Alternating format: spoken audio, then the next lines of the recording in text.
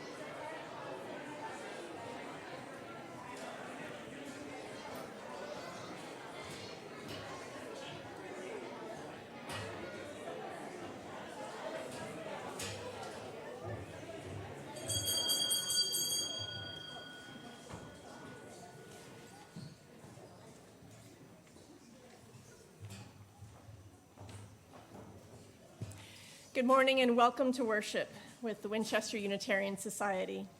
This is a community that welcomes the full inclusion of all who choose to gather here, no matter the flags of our heritage, the money in our account, or the hope in our heart. Here we believe that compassion is the answer to many of life's troubles, love is gender-affirming care, and no matter if we crawl or walk or roll through life, it is better when we travel together. Our welcome is always an affirmation and an aspiration. It is human to fall short of high ideals. But above all, this is, as Unitarian theologian James Luther Adams might say, a place where we practice what it means to be human. On behalf of all who have gathered, I name our thanks that each and every one of us has chosen to engage in the spiritual practice together here and now on this Sabbath morning. I am the Reverend Heather Janulis, and it's my honor to serve as parish minister here. Longtime attendees may notice that this morning seems a little bit different. Sometimes the worship associates and I blur the lines between worship associate and worship leader, forging a more intentional collaboration in the creation and message of the day's service. I was delighted to work closely with today's worship associate, Ivan Correa, in this way. Thank you, Ivan. After worship, all are invited to coffee and conversation in the Sims room, located at the back of the sanctuary. Early into social hour, we will begin hanging the greens around the building. And from noon to 3, we will have a kids' holiday party. While their grown-ups tend to some holiday errands or just enjoy some adult conversation, kids who have registered will have lunch, make crafts together, and watch a holiday movie. This was going to be the time where I will say we will have a fire drill sometime this fall, and you might want to look at the insert in your order of service to be prepared for that eventual time. When surprised, it was going to be today. But due to the rain, we are going to have this fire drill in in the spring. But please take that insert home with you. Ponder it in your heart so that in the future, when we have a fire drill, you will be well prepared.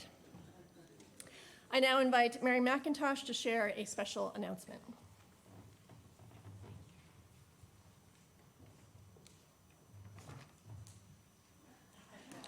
Good morning. Good morning, Betty. I just want to make sure everybody knows that Betty came to church today. So good to see you. Our congregation every year creates a mitten tree, a Christmas tree decorated with mittens. Written on the mitten, there's a gift that someone in our local community would like, but may not have the means to purchase it for themselves or for their family. Members and friends of our congregation choose a mitten or mittens from the tree and purchase the gift for them. This year, the recipients of our generosity are immigrant families, like last year. The Woburn Boys and Girls Club has identified 2 of their member families, immigrants, who are in need of our help. You'll find their requests on the yellow and blue mittens on our tree in the Sims room. If you read highlights, the yellow mittens aren't that anymore. They're the family. In recent years, we've expanded our tradition with virtual mittens, which will be available again this year on Sign Up Genius. You'll see QR codes posted around the back. The virtual mittens are for immigrant families who have recently arrived in Woburn, many of whom are from Haiti. You may have heard about them. We've learned that gift cards for our local stores are most welcome, as are gifts for children ages newborn through middle school. At an upcoming holiday celebration, parents will select one of these gifts for their young children. Teens will have their gift of choice, gift cards that empower them to pick an item that they want in their own color and style. Sign Up Genius will also include opportunities to be a Mitten Tree funder, Mitten Tree shopper, or a sorter on the 17th. Please look for information in the next highlights about how to sign up to volunteer to help with homework, tutoring, and giving rides to and from appointments for our new neighbors in Woburn. We hope you will undecorate the tree of its mittens at coffee hour and check out the virtual mittens on Sign Up Genius. Thank you in advance for your generosity.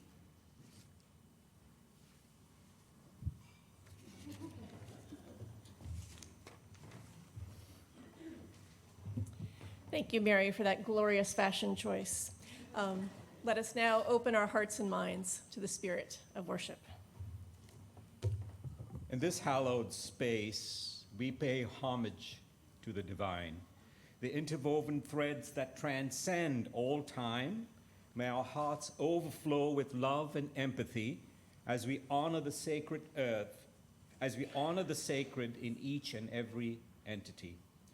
As we traverse this enchanting path we tread, we beseech the veil of illusion to be shed, reveal to us concealed wisdom and mysteries that lie hidden within the vast celestial tapestries. As we take each step, we let go of what's unclear.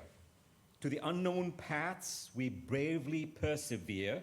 May we have the courage to embrace what is unknown and journey on, unbroken, on paths yet unshown. We now invite Jeremiah Fowler to come forward to light our chalice.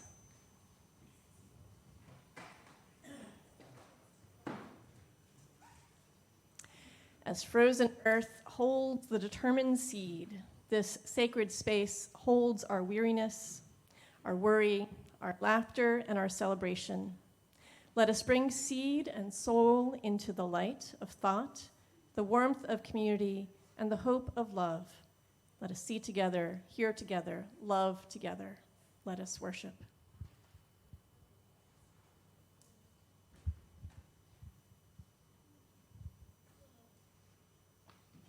We also invite Jeremiah to light the first candle of Advent in celebration of love.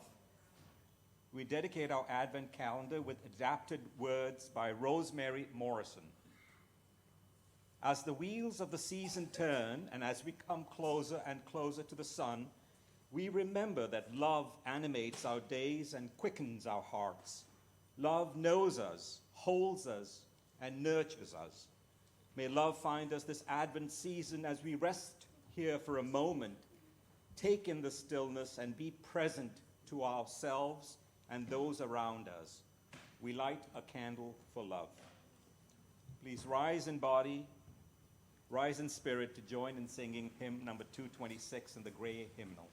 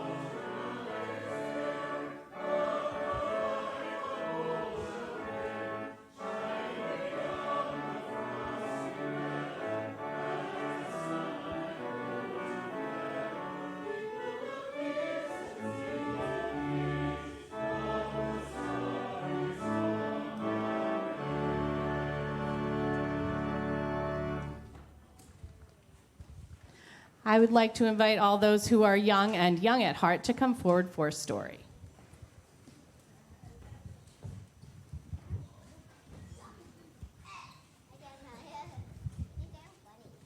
Good morning, everybody. So great to see you all here this morning. Olson, can you sit down in front with everybody? Thank you. So, I have something here today. Does anybody know what this is? Any clue? It's a box. You're right. It was not a trick question. It's a box. Okay. Look at that. It's a box. Yeah. No. Thank you.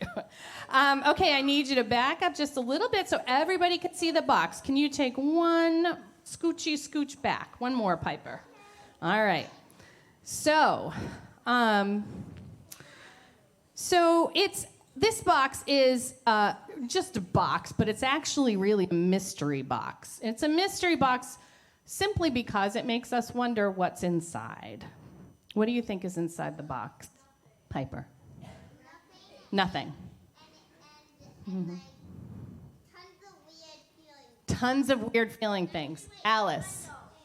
Air. Good question. Calvin. Air molecules. That is definitely in the box. I can attest. Yes, Ira. Invisible feelings. Someone's thinking big thoughts. Jeremiah. Something and nothing. Oh, you guys are all just so smart. Yes, Ken. Okay, let's see what Ken thinks. Ken, what do you think's in the box? Mittens or some kind of Christmas present? Is that what you said? All very, very good guesses. Okay, so let's see. It's kind of squarish and bluish and has some squiggly metal shiny designs on it. Okay, I'm gonna do the touching right now. So let's see. It's kind of heavy. Oh, okay, hold on. Let me do. Did you hear that? It's kind of rattly. All right, I'm gonna reach in without looking, and I'm gonna try and feel around. Ooh, it's kind of, no peeking. It's kind of rough, maybe a little hard. Who else wants to reach in? Jeremiah, don't look. Jeremiah, go ahead. Nobody look, keep your eyes closed. Go ahead and put your hand in just a little bit. What do you feel? Okay, now take it out. What does it feel like? Like rock-ish. Hard rockish. Okay, Ira, go ahead. Dex, can I try? I know. Don't look. Dex, can I try? Okay. It's rough, and it feels sort of like... Rough, yeah. It feels like it's sort of loose. It feels like rocks, but I know it's like has to be something valuable. Something valuable. Rocks, but valuable. Neil, come on up front. Make room for Neil to try. Can I try? It feels like a rock. It feels like rocks. Okay. Now, all right. Now I'm going to reach in and I'm going to pull something out, okay? All right, you ready? Are you ready? Everybody's guessing it's a rock. Okay, maybe it's a rock. Okay, here we go. Ready? Okay, sit down so everybody can see.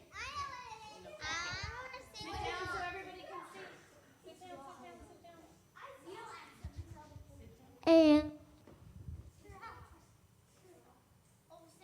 It's a rock. Look at that. It looks very plain and very hard and rough. But wait. I know it. It's a deal. Look at that. Pass these around so everybody can see. There's something really sparkly on the inside of that plain rock. A geode, right. It's a geode, yeah. So it looks rough like we thought, and it's pretty plain looking on the outside, excuse me. But it's sparkly on the inside. There's a man called Lawrence Krauss, and he is all right, Here, let's sit down. Let's sit down. There's a man called Lawrence Krauss. He's not a geologist, though that's a good guess, Ira. He's a theoretical physicist, which basically means he's a scientist. All right, pass it around. Pass it to all the other people. Here, give it to Hannah Olson. Thank you. This is very exciting. Here, pass that along, Alice. Can you pass that along? Thank you. All right, you guys listen up. Yoo-hoo. I know I'm not as sparkly as that rock, but I do have something to tell you. Oh, thank you. I'm sparkly. I feel so much better. All right, so listen up. Lawrence Krauss. Whenever you're ready. Whenever you're ready. Neil, Ryan, whenever you're ready. Okay. Yes. So, okay, I have obviously exceeded everyone's expectations this morning. All right, so there's a man called Lawrence Krauss, and he's a theoretical physicist. Does anybody know what a theoretical physicist is? I don't even really know what a theoretical physicist is. It's actually a scientist. Let's just say he's basically a scientist, all right? And he has something to say. He tells us that every atom in your body came from a star. Every atom in your body came from a star that exploded. Take it away. It's okay if it breaks. That's what it's supposed to do. Okay. We have gone completely off the rails. All right. So every atom in your body is a star that exploded. And the atoms from that star in your right hand may be different from the star in your left hand. Left, right. It's the most poetic thing that I know about physics is that you are all stardust. All of you, me, all of us are made out of stardust. So that's a good question. And as Unitarian Universalists, science is one of our sources. Okay, guys. All right, I need you to calm down because I'm trying to talk here. Ryan and Neil. Okay. So as Unitarian Universalists, we use 6 different sources of wisdom as guides. We use science. That is one of our guides to help us understand ourselves and our world. So science has a lot of answers for us, right? Way too many. A lot of answers. Another one of our UU sources is a sense of wonder and mystery. The source has no answers, but lots of ideas, imaginings, questions, and thoughts. Excuse me, Pepper. You might think that science and wonder seem really different. Okay. But they're really part of the same bigger idea. I think that the wonder and imagining and questioning leads to the exploring and seeking and finding. What I think is important to remember, though, is that no matter whether we know that there's a sparkly inside to this plain little rock, we know it's possible and that someone, somewhere, might find it. And their wonder at the plain little rock turns into wonder at the sparkly inside. The answers are interesting and helpful, but in the end, it's wonder that keeps us interested. Sometimes we don't get or need an answer. Sometimes just the wonder is enough. Now, I'm talking about rocks, right? But I'm also talking about us. I'm also talking about us. We may be different sizes and colors on the outside, just like the rocks. On the inside, though, there just might be, and probably is, if we believe our scientist friend, Mr. Krauss, a bunch of sparkly, wonder-filled stardust. So I will have this mystery box out at fellowship hour so you can take a rock home with you to split open with your grown-up. I now invite grown-ups to sing the teachers and children to religious education. The words are in your order of service.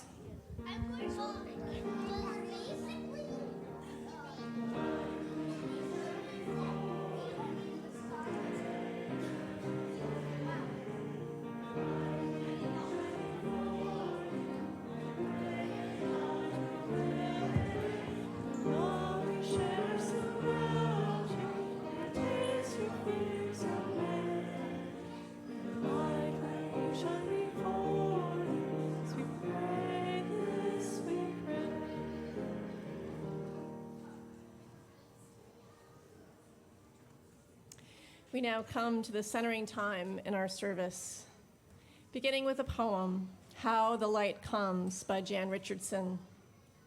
After the poem, all are invited into ritual, kindling of the light, a time to light a candle here, at the candle table, or at home, signifying a joy, sorrow, or concern you hold within.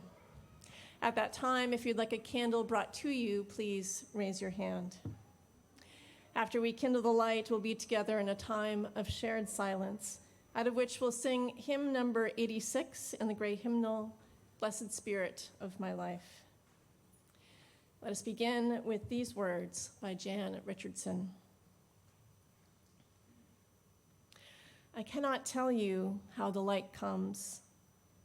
What I know is that it is more ancient than imagining, that it travels across an astounding expanse to reach us, that it loves searching out what is hidden, what is lost, what is forgotten, or in peril, or in pain, that it has a fondness for the body, for finding its way toward flesh, for tracing the edges of form, for shining forth through the eye, the hand, the heart. I cannot tell you how the light comes, but that it does, that it will, that it works its way into the deepest dark that enfolds you, though it may seem long ages in coming or arrive in a shape you did not foresee. And so may we this day turn ourselves toward it. May we lift our faces to let it find us. May we bend our bodies to follow the arc it makes. May we open and open more and open still to the blessed light that comes. And let us now kindle the light.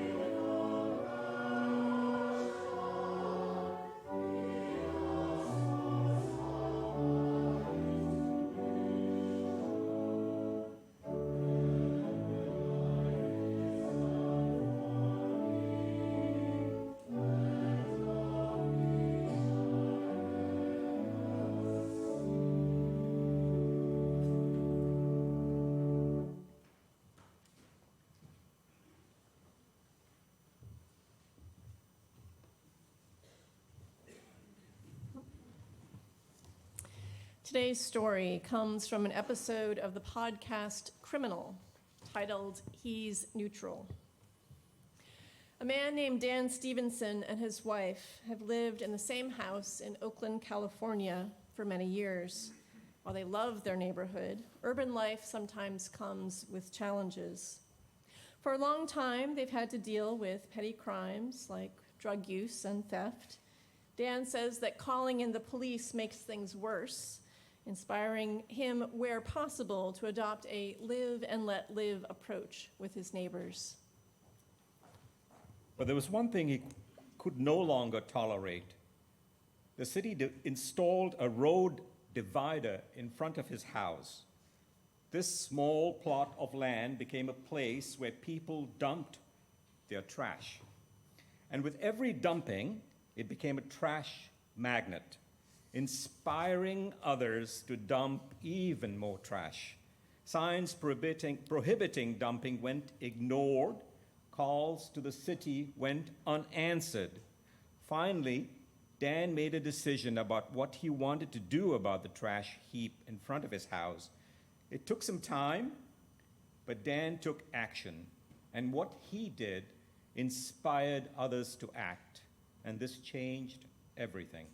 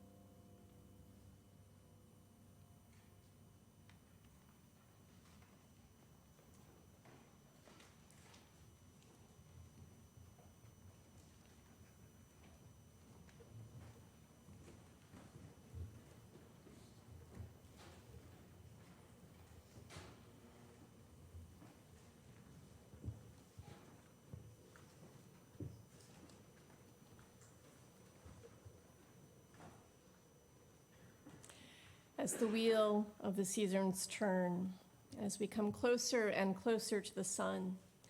We remember that love animates our days and quickens our hearts.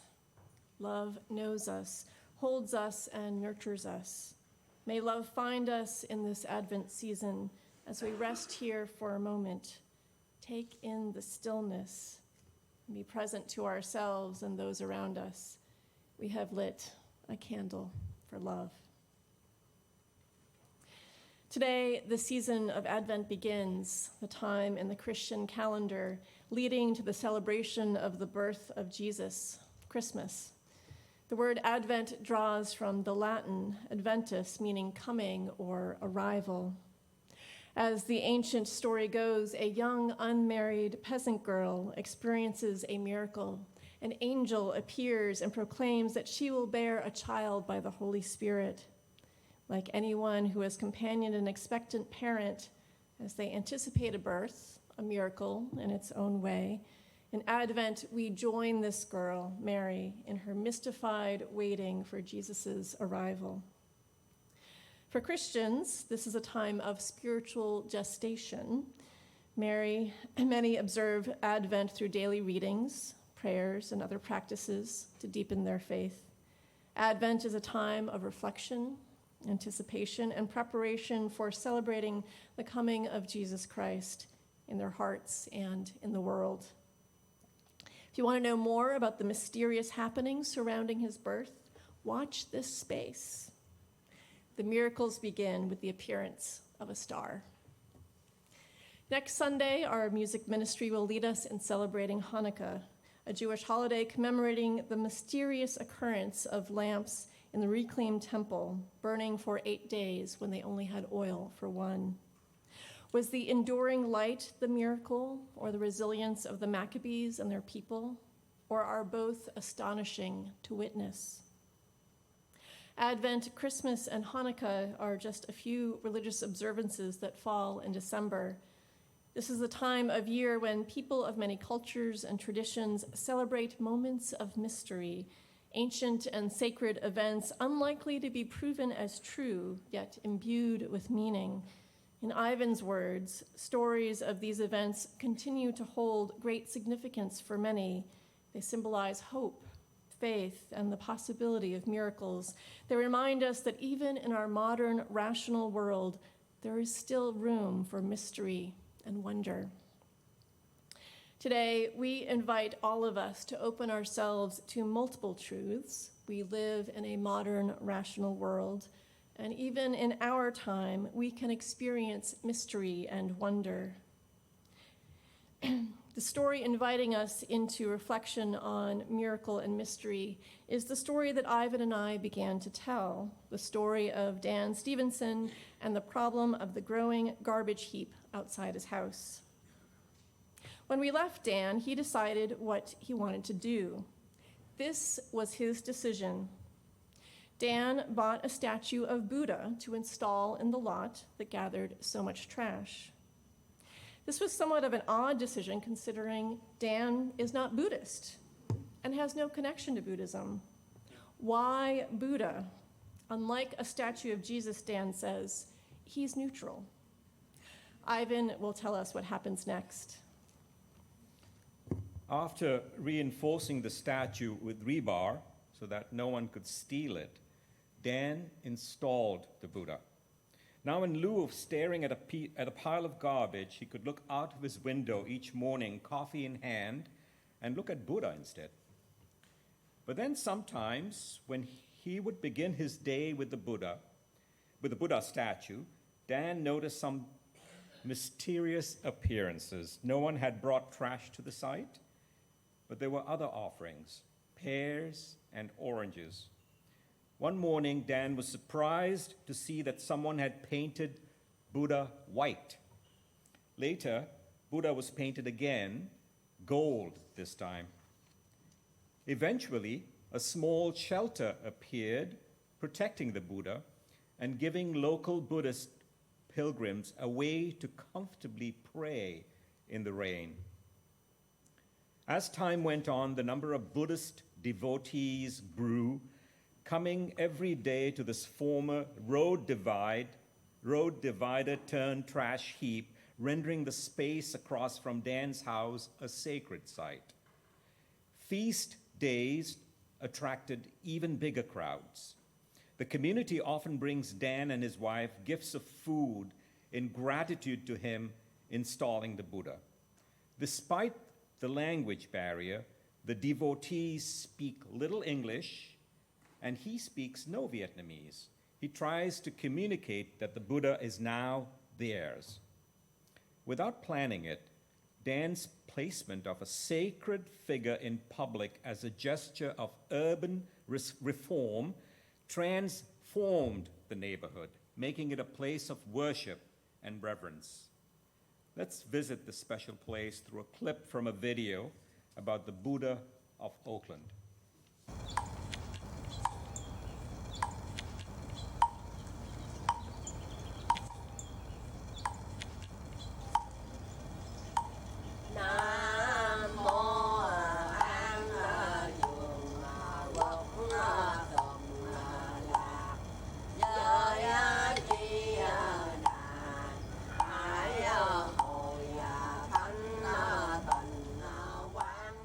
Divine intervention. Well, I don't think in those those kind of terms.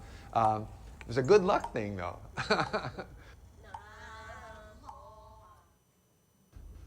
Offerings would pop up all the time.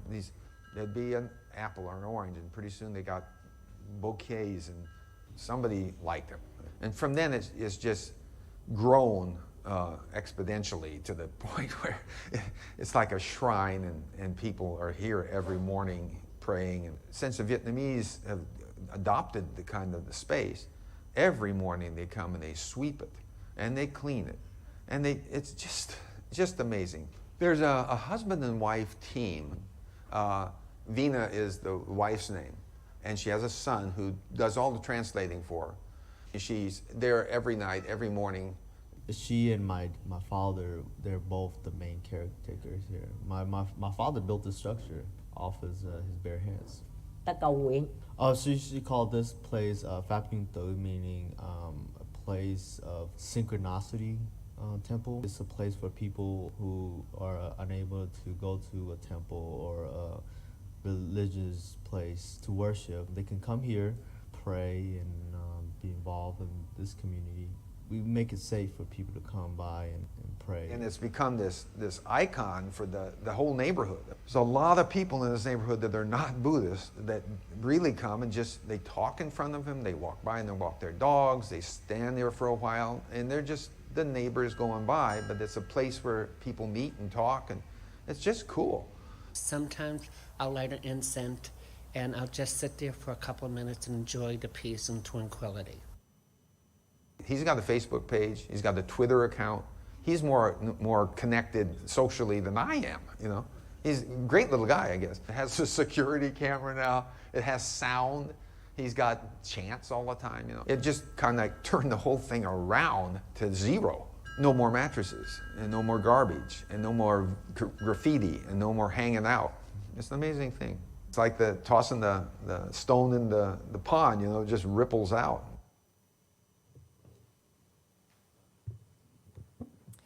Ivan has done some more research about the Buddha of Oakland.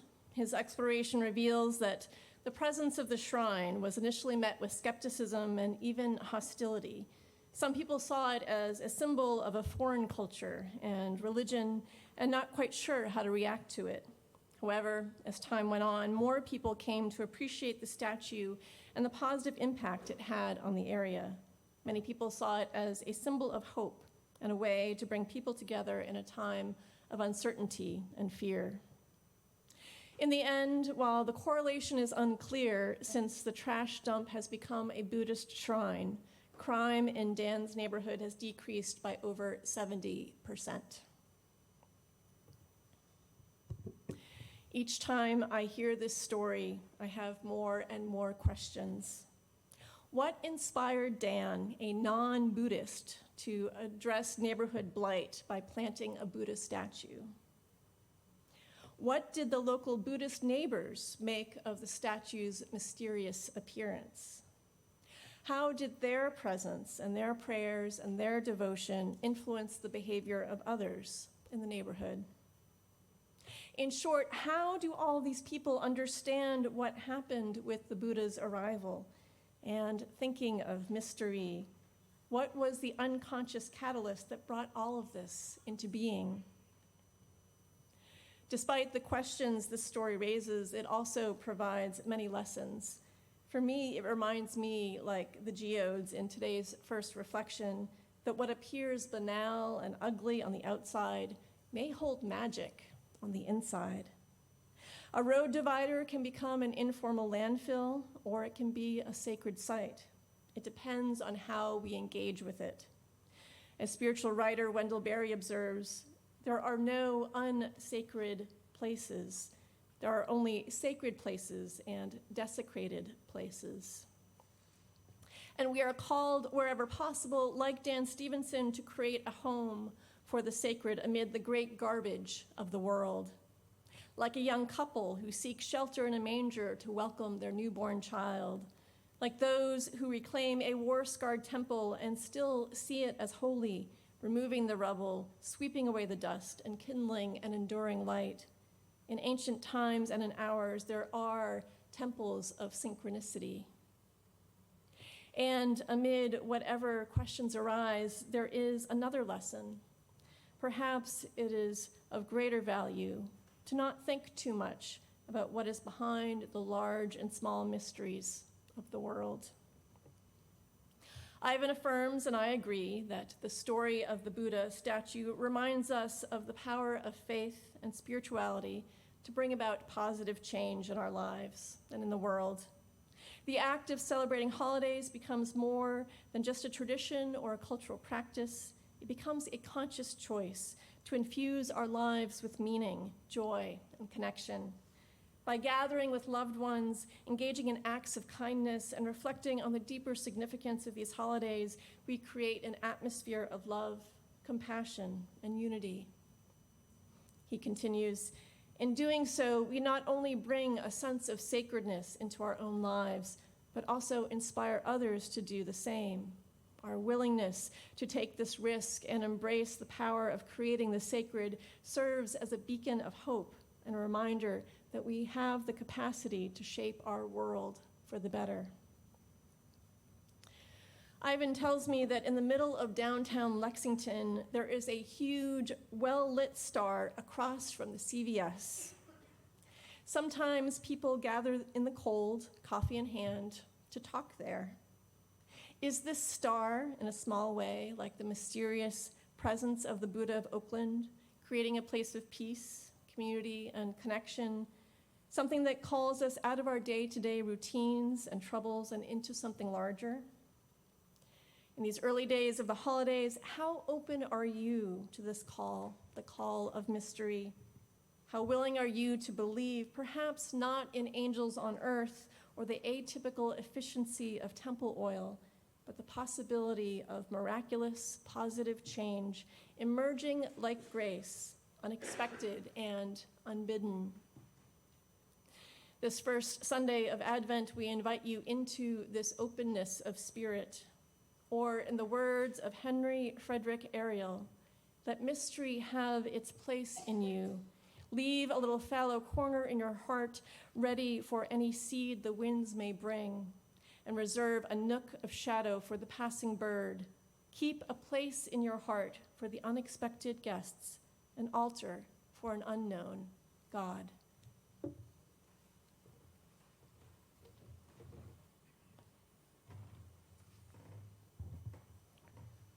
The purpose of church is to encourage all who gather here to grow more generous in spirit and in action. The offering is symbolic as well as practical. Through our annual pledges, we build our budget and fund our yearly programs and ministries of worship and religious education, pay our staff and professional religious leaders, and finance the comfort and beauty of this building. But we pass the plate during our worship service to make a community expression of thanks for the blessings of abundance around us, to visibly bring in the harvest at this most cherished hour of our week. This morning, as the temperatures begin to drop, we share our gifts with the Malden Warming Center, whose mission is to serve those experiencing homelessness by providing safe shelter and warmth during the winter months, recognizing each person's inherent dignity and unique circumstances. Here are the many different ways you can donate. Those in the sanctuary may give cash, checks, or donate electronically. Text to the number in your order of service or visit our website under the giving page. Please write or type the date of your offering in the memo line or comment field. If you are visiting for the first time, either in person or online, you are our guest. The most valuable thing folks can offer at this moment is your contact information so that we can stay connected beyond this Sunday. In-person attendees can find a physical visitor card in the pew racks in front of you. Please complete it and put it in the collection plate. Information about how to give online and how to complete the virtual visitor card will soon be projected on the screen so our friends live streaming at home can have access to this information. The offering will now be generously given and gratefully received.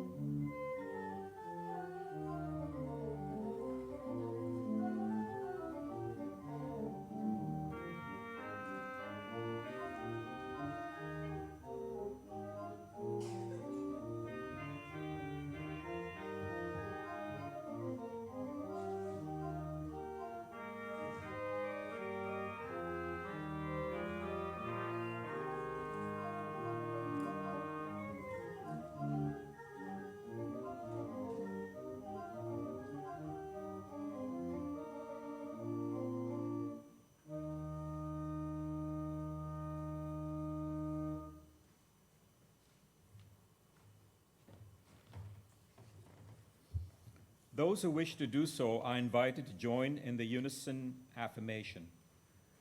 We gather not for ourselves alone, but to use our common power to build a beloved community within and beyond these walls. We create and confirm this covenant this day to make justice flourish, to practice compassion amidst difference, and to embody transformative love. Rise in body, rise in spirit to join in singing our closing hymn number 92 in the gray hymnal, Mysterious Presence.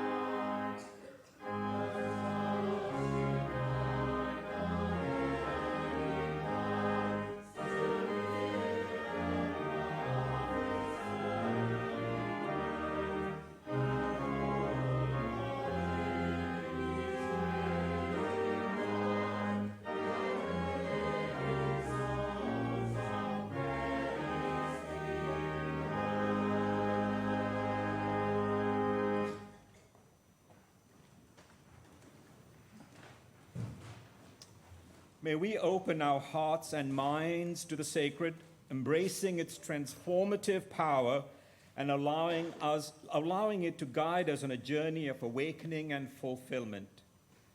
Let us honor the sacred in all its forms, cultivating reverence, gratitude, and awe for the miraculous tapestry of life. In embracing the sacred, we unlock the infinite potential within ourselves and step into the divine dance of existence.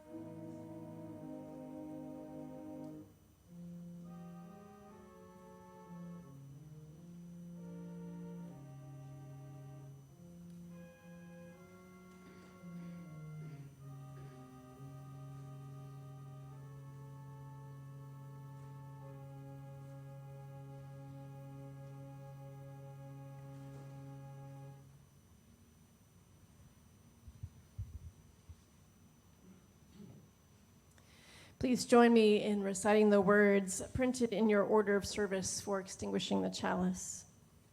We extinguish this flame, but not the light of truth, the warmth of community, or the fire of commitment. These we carry in our hearts until we are together again.